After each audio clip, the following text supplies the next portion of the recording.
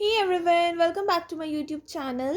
In this video, we will do class 9 maths chapter 4 linear equations in two variables. Example number 4, that is find two solutions for each of the following equations. आपको कुछ equations दे दी गई हैं और आपको उनके to solutions निकालने हैं. To solutions कैसे निकालते हैं आपको पता है ना. हमने चैप्टर 3 में निकालना, देखो कोऑर्डिनेट्स निकालने, एब्सिस और ऑर्डिनेट निकालने सीखे थे ना. बस वही तो इस इक्वेशन में मेन है. कैसे निकालते हैं, देखो जो टू सॉल्यूशंस आते हैं ना, फिर उनको कोऑर्डिनेट्स में पुट करते हैं. कोऑर्डिनेट्स आपको पता ही है. टू सॉल्यूशंस कैसे निकालते हैं, जब ये एक्स और वाई है, एक वैल्यू आप अपने माइंड में लेट कर लो, कुछ भी एक्स की कर लो या वाई की कर लो, ये आपको खुद लेट करनी है. एक्चुअली ये ना आपको सिर्फ लेट करके इसकी सॉल्यूशन निकालने है, भी आपको ग्राफ पे प्लॉट नहीं करना. अगर आपको ग्राफ पे प्लॉट करना हो तो आपको बहुत समझ के वैल्यू निकालनी होती है कि वैल्यू फ्रैक्शन में ना आए, है ना, जिससे ग्राफ पे प्लॉट करने में दिक्कत ना हो. तो अभी तो ग्राफ पे प्लॉट नहीं करना, आप कुछ भी वैल्यू निकाल लो, कुछ भी सोच लो, एक एक्स की सोच लो या वाई की सोच लो. अगर आप एक वेरिएबल की वैल्यू लेट करते हो, या तो एक्स की या वाई की, तो एक वेरिएबल की वैल्यू तो अपने आप निकल ही जाएगी ना. आप एक्स की अगर कुछ भी लेट कर लो, अगर इस पहले क्वेश्चन में मैं एक्स की वैल्यू लेट कर लेती हूँ 0, कुछ भी लेट करनी है मुझे, और एक्स को यहाँ कर देती हूँ consider 0 plus 3y is equals to 12, तो मेरी वैल्यू देखो इजीली y की निकल जाएगी. 4 multiply 0 0, 3y is equals to 12, y is here in multiply, there it will go in divide. तो मेरी y की वैल्यू क्या आ गई 4. मीन्स जब मैंने x को 0 पुट करा तो y की वैल्यू क्या मिली मुझे 4.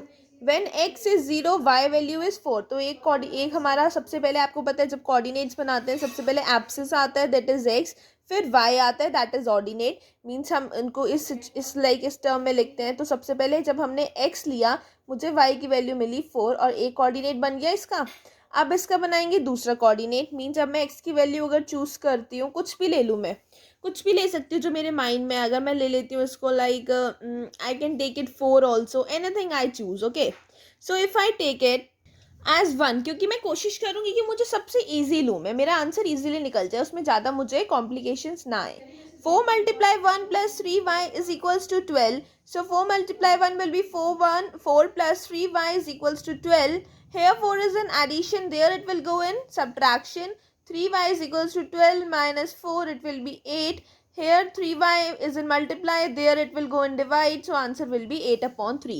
Means when I take x as 1, the y will be 8 upon 3. That means it will be, I will write it in this way, 1 comma 8 upon 3. ये हो गया दूसरा कोऑर्डिनेट. तो इसके टू सॉल्यूशंस निकाल लेते कि मतलब जब आप x को पुट करते हो तो y क्या आएगा, y को पुट कर लो चाहे तो x की वैल्यू क्या आएगी. दोनों वैल्यूज निकालनी है, कुछ भी पुट कर लो, x y, ये दोनों वेरिएबल्स की वैल्यू निकालनी है, बट एक अपने माइंड में लेट करनी है.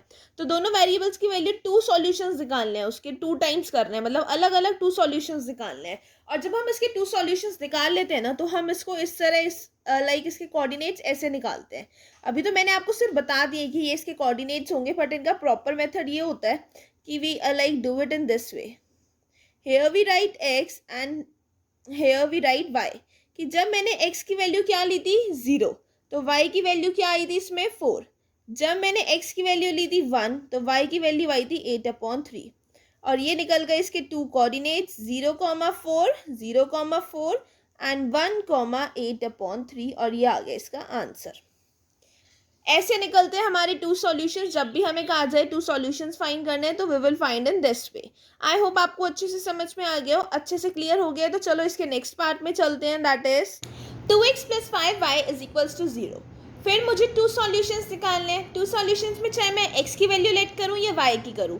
एंड आई विश कि मैंने आपको लास्ट पिछले पार्ट में x की वैल्यू लेट करके दिखाई है, तो इस पार्ट में मैं आपको y की वैल्यू लेट करके दिखाऊं. So here I will let the value of y. If I let the value of y is equals to 0, I want it to be easy as I told you.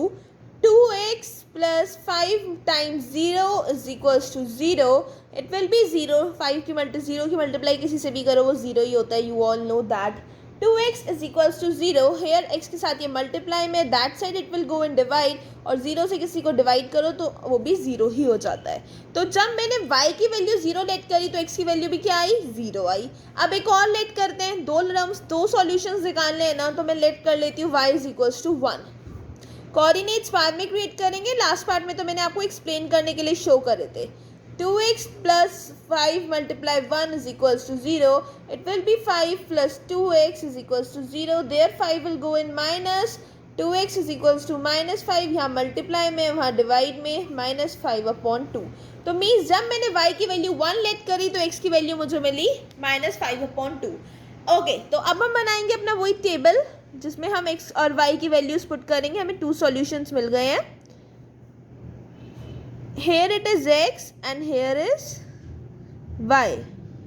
जब मैं, अब ध्यान रखना कहीं आप कर दो x की वैल्यू जब 0 ली तो y की 0 आई, नहीं, ध्यान रखना जो वैल्यू पहले ली है पहले उसे पुट करो। y 0 लिया है तो x 0 आया है, y 1 लिया है तो x -5/2 आया है।